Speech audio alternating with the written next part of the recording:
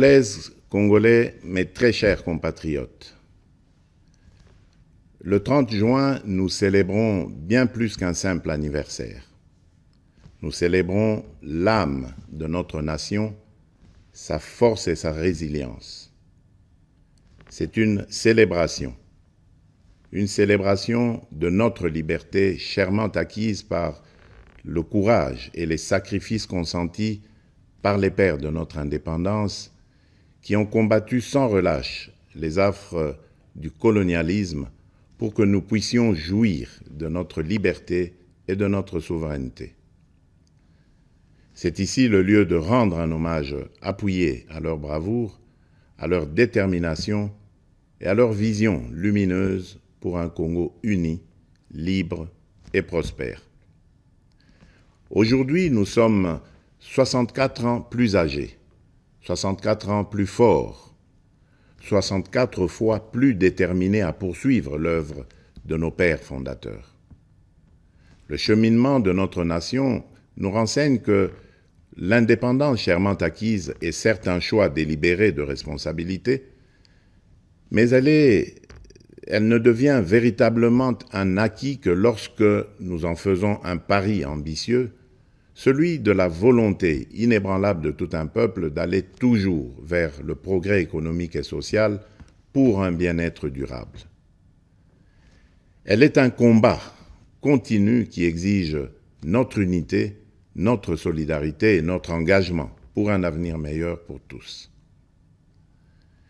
Mes très chers compatriotes, cette commémoration est marquée cette année par l'installation effective des institutions de la République et des animateurs issus du 4e cycle électoral qui a connu pour la première fois la participation d'une partie de nos compatriotes vivant à l'étranger.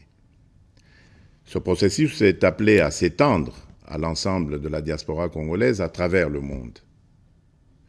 Je me réjouis de célébrer notre marche collective vers la consolidation de la démocratie et la promotion de l'état de droit dans notre nation.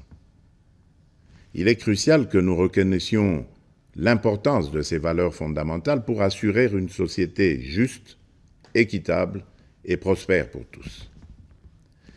Mes très chers compatriotes, le défi sécuritaire auquel nous sommes injustement confrontés est complexe et exige une réponse collective, courageuse et déterminée de notre part. En cette journée sacrée de notre indépendance, je ne peux passer sous silence la grave situation sécuritaire qui secoue notre pays.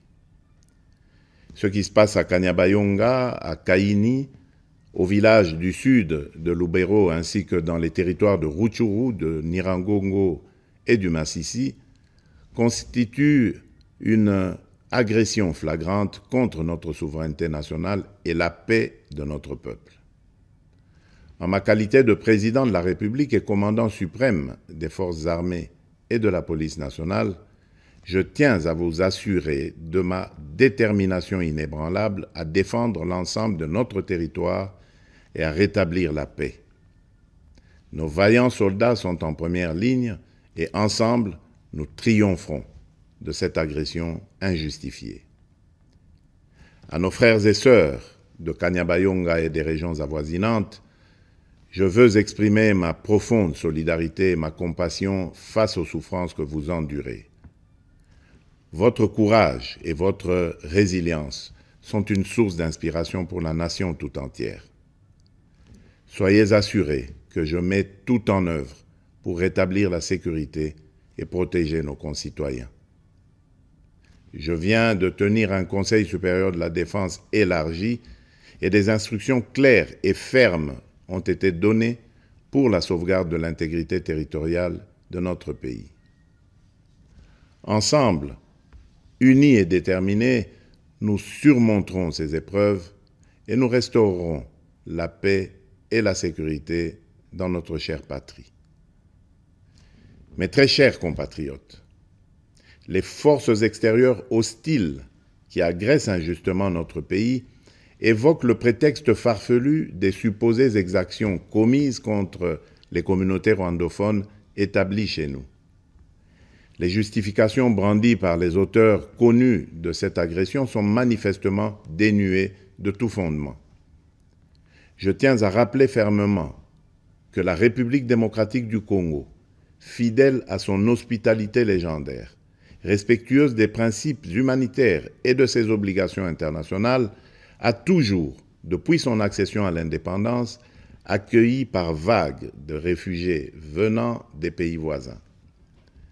À titre d'exemple, la République démocratique du Congo a offert son hospitalité notamment aux communautés angolaises, burundaises et centrafricaines en raison de nombreux et violents conflits qui avaient secoué leur pays en son temps. Ces dernières ont toujours vécu en harmonie avec les 450 communautés autochtones et locales. La question des réfugiés est une préoccupation majeure pour notre gouvernement et nous la traitons avec sérieux, méticulosité et compassion. Cependant, le refus persistant de notre voisin de coopérer pleinement sur des questions essentielles, telles que convenues avec le Haut Commissariat des Nations Unies pour les réfugiés, complique la résolution de cette crise humanitaire. Prenant donc la mesure de l'héritage de notre indépendance, nous augmentons sensiblement les moyens de défense et de sécurité pour protéger avec plus d'efficacité nos frontières et nos populations. C'est pourquoi j'ai instruit le nouveau gouvernement de la République d'investir prioritairement dans le renforcement des capacités de l'État à sécuriser le territoire et la population, avec un budget cumulé sur les 5 ans représentant 20% du budget annuel, essentiellement destiné à poursuivre des actions de la montée en puissance de nos forces de défense et de sécurité. Honneur et courage aux vaillants soldats et combattants qui défendent loyalement la patrie au péril de leur vie. La nation ne vous oubliera pas. En cette période où notre nation est confrontée à des défis sécuritaires multiformes, j'en appelle à l'harmonie et à la cohésion de toutes les communautés pour unir nos forces, promouvoir la paix, le respect mutuel, afin de consolider la transformation socio-économique de notre pays. Debout, Congolais. Mes très chers compatriotes, les perspectives économiques pour cette année 2024 restent globalement favorables, malgré les défis persistants, notamment sur le plan sécuritaire. La croissance attendue à fin décembre 2024 devrait être supérieure à la moyenne de l'Afrique subsaharienne projetée à 3,8%. Certes, l'inflation et la dépréciation du franc congolais face aux devises étrangères pèsent sur les prix intérieurs. Mais, soutenus par des réformes économiques et des investissements massifs dans les infrastructures, les services et le secteur minier, les perspectives de croissance de la République démocratique du Congo pour 2024 restent optimistes. À partir de ces perspectives, je suis convaincu que la République démocratique du Congo est résolument engagée dans la trajectoire des pays à revenus intermédiaires grâce à la transformation de l'agriculture et de l'industrie. C'est pourquoi nous devons poursuivre les réformes, projets et actions initiées sous mon premier quinquennat qui ont produit des résultats positifs sur les structures de l'État et de la société. Il s'agit, entre autres, de la restauration de la fonction de contrôle financier et d'audit des comptes publics pour améliorer la gouvernance, la consolidation de nos réserves de change évaluées actuellement à 5 milliards de dollars américains, la gratuité de l'enseignement de base, les différents paliers de la couverture santé universelle ainsi que le programme de développement local des 145 territoires. Ces acquis seront capitalisés par les réformes initiées pour assurer une transition vers une économie plus diversifiée grâce principalement à la transformation agricole et au développement des infrastructures dans le secteur des routes, des chemins de fer, du numérique et de l'énergie.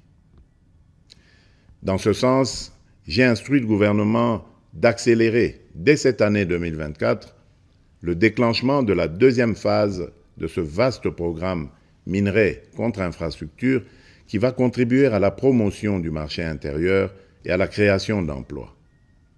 Pour illustration, ce programme d'infrastructure permettra de relier le sud et le nord du pays. Cela va non seulement consolider notre réseau national de transport multimodal, mais aussi améliorer sensiblement la qualité de la communication à l'intérieur du pays. De même, dans le cadre de l'amélioration de la mobilité dans les grandes villes du pays, je viens de lancer les travaux de construction de la route de contournement de la capitale Kinshasa, partant de la cité de Mboudi et débouchant sur la route nationale numéro 1 par Badara, non loin de l'aéroport international de Njili. Mais au-delà de ces efforts encourageants, je suis conscient des difficultés sociales que rencontre la majorité des Congolais au quotidien.